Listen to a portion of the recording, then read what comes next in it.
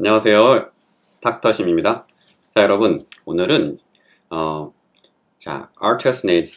아르테미스닌 여러분이 원하시는 바로 그 논문들을 들고 왔습니다. 여러분이 저한테 알려주신 논문입니다. 추천해주신 논문 저희가 분석해 드리겠습니다. 이 논문은 피라맥스랑 유사한 성분으로 이루어져 있는 논문이에요. 하지만 차이가 조금 있죠. 자, 첫 번째 논문 말씀드릴게요. Safety and efficacy of artemisinin piperacin for the treatment of COVID-19, open label, randomized and controlled trial입니다. 즉 뭐냐, 아르테미시닌하고 피페라퀸 요걸로 이루어진 두 가지 복합제를 오픈 라벨, 무슨 약인지 알려주고 이렇게 실험을 했습니다. 먹여봤더니 코로나에서 어떤 효과를 봤을까요? 이 약이 의미가 조금 있는 게, 우리가 피라맥스는 아르테스네신하고 아르테미신하고 유사한 성분이죠. 근데 아르테스네신, 아르테미신보다 좀 더 항바이러스 효과가 크다라고 나와 있습니다. 그리고 피페라퀸은요, 여러분 피로나릴린하고 좀 달라요. 피페라퀸은 클로르킨하고 거의 유사한 이런 성분이에요. 자, 그래서 비교해보면 일단 이 실험을 보면은요, 결과 41명으로 실험을 했어요. 자, 41명 여러분, 통계적 유의성을 내기 충분한 숫자일까요? 아닐까요? 전에 섹션이나 CTPO 시킨 300명 가지고 통계적 유의성을 못 냈는데, 통계적 유의성이 나왔습니다.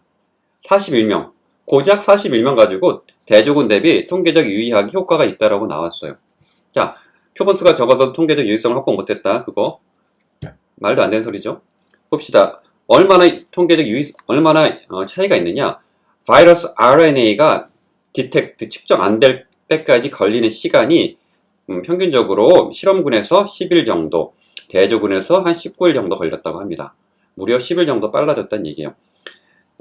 좀 더 논문을 자세히 볼게요. 이 아르테미신이라는 약은요, 헤파타이티스 B, B형 간염, C형 간염, HIV에 효과가 있다는 레포트가 있고요. 자, 근데 이 그룹에서는 이 약을 총 7일 동안 투여를 했습니다. 여러분, 피라맥스는 3일 투여하잖아요. 근데 얘는 7일 동안 투여를 했어요. 그러니까 훨씬 더 오래 투여를 한 거죠. 대조군은 하이드로시클로리킨이나 아비로 같은 거를 총 8일 동안 투여를 했습니다. 그 약을 일주 이상 먹어야 되는 이런 상황입니다. 그 CT 밸류 제가 강조한 거 이거는 38로 잡았어요. 38 이하일 경우 양성. CT 밸류 꽤 높게 잡은 것입니다. 그래서 t-테스트라는 걸 이용을 해서 제가 통계까지 가르쳐 드립니다. t-테스트라는 걸 이용해서 normal distribution을 확인을 했답니다. 자, 이렇게 되면은 통계적 유의성을 확보할 수 있는 거예요. 만약에 이게 normal distribution, 그러니까 랜덤하게 골고루 환자 분배가 돼야지만이 통계적 유의성이 되는데, 만약에 300명에서 안 나왔다는 얘기는 랜덤하게 분배가 안 됐다. 랜덤하게 분배됐어도 그게 이제 고르게 환자 분배가 안 됐다는 뜻입니다. 한마디로 실험이 좀 제대로 안 됐다는 뜻입니다. 실험이네. 자, 아무튼 그렇고, 그래서 요 아르테미신 실험에서는요, 대부분 중등도, 80% 이상에서 중등도 폐렴 환자를 대상으로 실험을 했습니다. 그렇게 해서 대조군 대비 이 그래프를 보시면, 표를 보시면, 11차 넘어가서부터는 통계적으로 유의하게, 네, RNA, 바이러스 RNA가 RT-PCR에서 덜 디텍트가 됐다 그럽니다. 예, RT-PCR도 의미가 있게 차이가 납니다. 대조군하고. RT-PCR 의미 없는 거 아니에요? 임상적 의미 없는 거 아닙니다. 여기 이렇게 딱 대조군하고 의미 있게 차이 나는 레포트가 있잖아요. 이런 실험이 있잖아요. 41명밖에 실험 안 했는데 그런 적은 수로도 통계적 유의성 확보한 증거가 있잖아요. 왜 아니라고 얘기하십니까? 왜 안 된다고 하십니까? 300명이 왜 적다고 하십니까? RT-PCR은 왜 임상적인 의미가 없다고 하십니까? 이렇게 차이 나는 레포트가 있잖아요. 자, 그래서 간단합니다. 그래서 이 아르테미신 피페라퀸 이 약을 실험해 봤더니 대조군 대비 통계적으로 유의하게 치료 효과가 차이가 나는 효과가 있었다. 이게 답이고요. 근데 그렇다면 이것도 좋은 약이 아니냐? 꽤 괜찮은 약이지만 아까 말씀드렸듯이 여전히 7일 이상 먹어야 되는 약입니다. 그러니까 꽤 오래 먹어야 효과가 있기 때문에 이거 팬데믹을 종료하는 정도의 그런 강력한 이펙트는 게임 천재가 되기에는 조금 약한 약이다. 마찬가지로 한 가지 논문 더 보여드릴게요. 이거는 아르테미신 그 자체만으로 피페라퀸 빼고 실험했더니 500ml를 먹였어요. 이거는 5일 이상 먹였더니 대조군 대비해서 증상이 없어지는 속도가 훨씬 빨라졌다. 이것도 통계적으로 유의합니다. 여러분, 아르테미신을 이렇게 했더니 통계적으로 유의하다고 p-밸류 0.0 0.04, 0.05 이하로 딱 나왔어요. 통계적 유의하게. 이거는 60명 대상으로 했습니다. 자, 여러분, 이 두 가지 레포트 임상실험이에요. 무려 임상실험입니다. 비교를 해보니까 아르테미신인 기반한 치료제가 코비드-19, 사스코브2의 임상적으로 통계적으로 유의하게 효과가 있다는 걸 알 수가 있죠.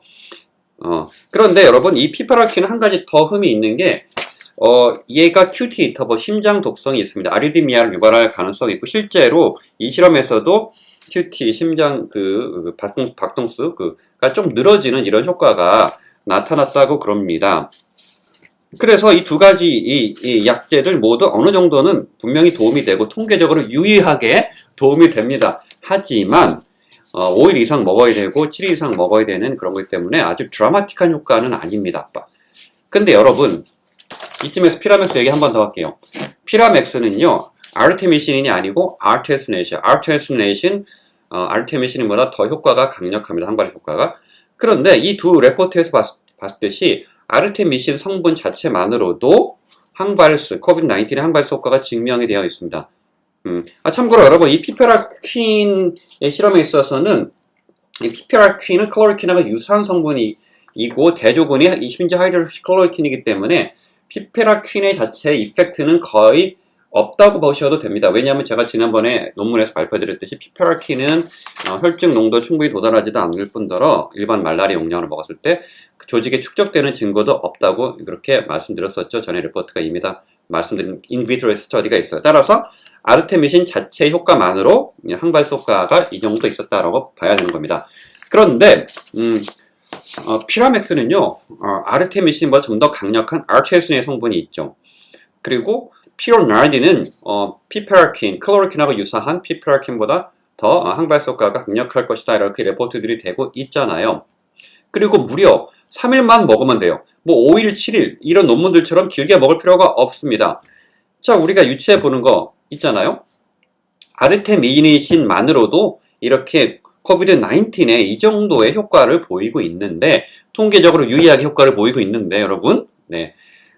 그런데 아르테미신보다 강력한 아르테스네실 복합제인 피라맥스, 거기다가 피로나르딘 성분까지 같이 강력한 항발수제 피로나르딘이 같이 합되어 있는 피라맥스란 약. 여러분, 추측컨대 당연히 이 두 논문에 나온 정도보다 더 강력한 효과가 있지 않겠습니까? 그렇죠? 네. 그리고 무려 3일만 먹으면 된다. 3일만 먹게 이렇게 임상시험을 하고 있잖아요.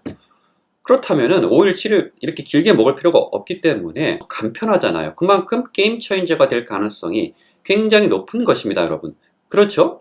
네. 그렇습니다. 그래서 이 두 임상에서 이 논문에서 우리가 알 수 있는 거, 명확히 알 수 있는 건 증명된 것이 이렇습니다. 피라맥스 성분 중 아르테미신 성분만으로도 이 증상, 심톰이 5일 이내의 대조군 대비 유의하게 감소할 것이라고 추정해 볼 수 있고요. 그 다음에 RT-PCR의 그런 값들이, 그러니까 RNA, 사스코브2 RNA 음전율이 대조군 대비 유의하게 감소할 거라고 추정해 볼 수가 있습니다. 그렇죠? 네. 그리고 거기다가 피로나르딘 성분까지 가세했기 때문에 얘네들보다 훨씬 더 강력한 효과가 나올 것이라고 추정해 볼 수 있겠습니다. 자, 오늘은 여기까지 하겠습니다. 두 번째 채널 모두 구독해 주시고 기다려 주시면 재미있고 확실하고 유익한 의학 정보로 찾아뵙겠습니다. 닥터 심이었습니다.